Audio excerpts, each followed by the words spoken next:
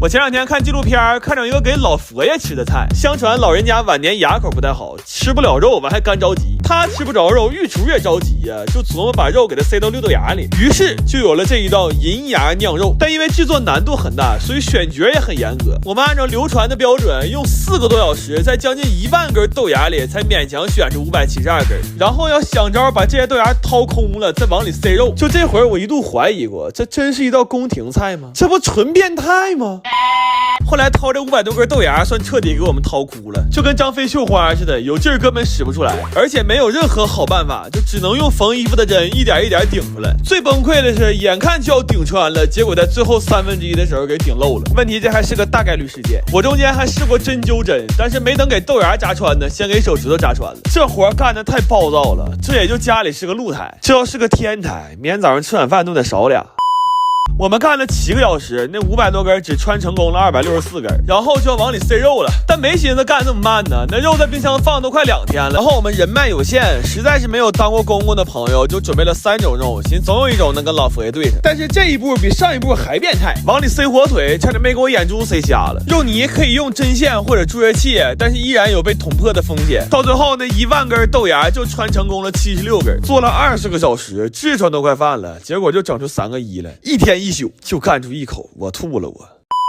至于口味吧，我只能说它不愧是一道宫廷菜，我等凡人根本尝不出其中的美味。简单来说就是没味，就感觉干了20多个小时，完全干了个寂寞。这一宿干的可太窝囊了，全程连大气儿都不敢喘，好像没给我们憋死。看来文熬确实不太适合我们，以后还得是我熬。我前两天在家看了个纪录片，它里边讲说生蚝纯拿水熬，什么都不加，熬出来就是蚝油。这个事儿刚好戳在了我的好奇心上，我买了100斤生蚝，我就想看看纯拿生蚝熬的有没有瓶装的好吃。当然我更好奇这100斤称到底准不准。我们一个一个量的，这些一共是96.4斤，误差还是可以接受的，但是中间差的这3斤6两啊，让我想起了一个不太美好的夜晚。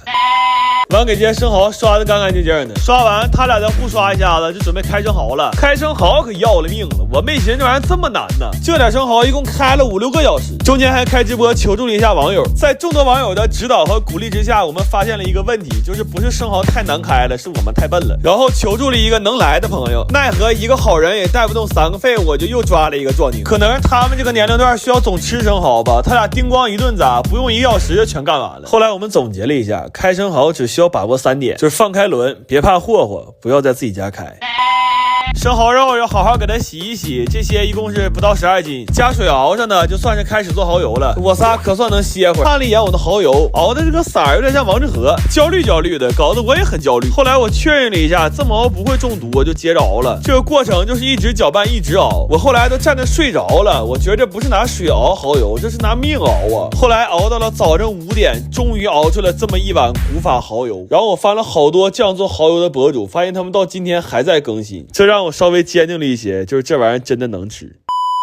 我们对比尝了一下，自制的蚝油呢特别鲜，瓶装的蚝油呢就特别咸。然后用自制生蚝做了几个菜，又是一天1宿啊！这1000多块钱的生蚝壳子还不知道咋办呢。大早上7点，我仨在这整一桌生蚝，这一天算没法过了。但是这个自制蚝油吧，炒菜只有鲜味，有点单调，而且颜色不太好看。我需要把这碗1500块钱的蚝油再加工一下，居然是为了让它达到10块钱一瓶的那个标准。这个逻辑真的是造孽呀！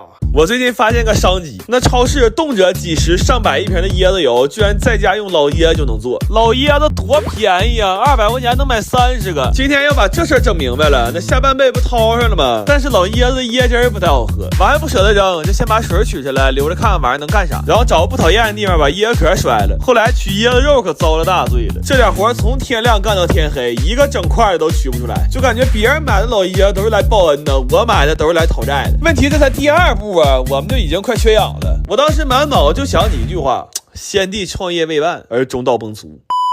后来给石磨端上来，我们一下又兴奋了。该说不说的，驴还是有使命感。就看着石磨，我的 DNA 就动了。我的目标是石磨传3代，人走磨还在。然后我们就这么一圈一圈磨呀，但是下的非常慢。后来大概是半夜1点半吧，有个网友说这油凝固的比较快，你们拿热水试试。我们半信半疑的试了一下，发现真的通畅了很多。那么也就是说，我们头前磨了5个小时，全磨错了。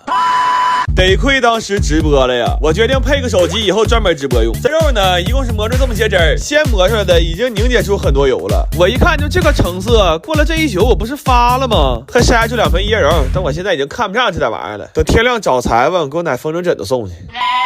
然后按教程说，这玩意就这么一直熬，血熬干了就出油了。我就老老实实站着熬啊，这一大锅熬了4、5个小时之后，水是熬没了，但油也没出来呀，这不熬出一锅浆糊吗？但我没死心，我又熬了1个小时，这浆糊里也熬出油来了。问题这油一股糊巴味儿，我们唯一得到那点椰油，居然是最开始撇出来的那点沫。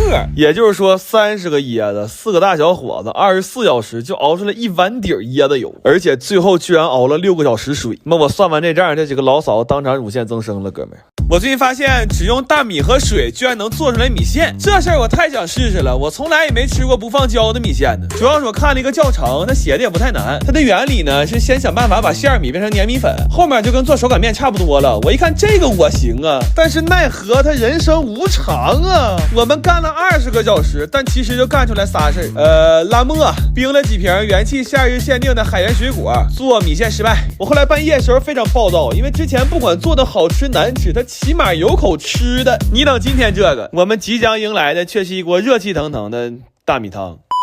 后来我仔细研究了一下这个教程，我发现这个傻作者好像是卖米线的，但好在有粉了。我睡醒之后又研究了一下大姨和花花的教程，这回明显靠谱多了，但问题是它粘性够了，胶性不够。下锅之前都可好了，但一煮就碎了。后来我们又翻到了一个金点子，说把米饭蒸熟了，打成团的压面条。家里倒是有蒜捣的，但没捶2下，小胖就掉凳了。后来就拿地下捶去了，但是时间太晚了，怕这么捶把楼下老太太捶没了。然后为了减少地板的共振，就把我弟垫蒜捣底下了。但是这样有可能老太保住了，地没了，所以这个金点子我们也放弃了。看着这段直播的人，那纯属是掏上了。个食品专业的学生给我们发了一个非常专业的配方，但是我俩一起试了一下，在不加食用胶的情况下，还是没办法做出整根的米线。他后来还试图和我探讨如何能更优化，但我告诉他，你个人干吧，我干不了。我给他普及了一个比较冷门的课外知识，我说哪怕是一头驴，它的阳寿应该也是有限的。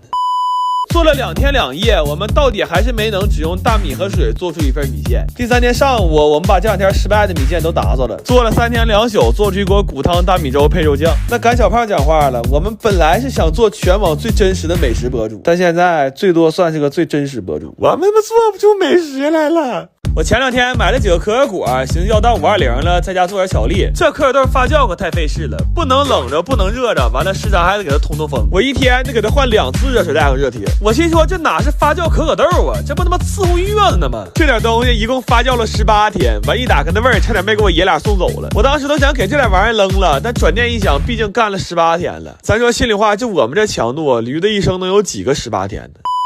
给这碗豆烘干炒香扒皮，整完都半夜了。不过石磨一拿出来，我们又开始兴奋了。我寻思这点豆磨半小时肯定完事儿了，但是人生无常啊，石磨太凉了，那磨一磨就堵死了。完加热还怕它炸了，好在我留了个后手，我还买了个石臼。但我纯是脑瓜让驴踢了，我买这玩意儿太大了，8斤的棒槌拎都拎不动。完了我们用现有设备组了一道流水线，但就这速度磨呀，别说520了，7夕能吃上都算是烧了高翔了。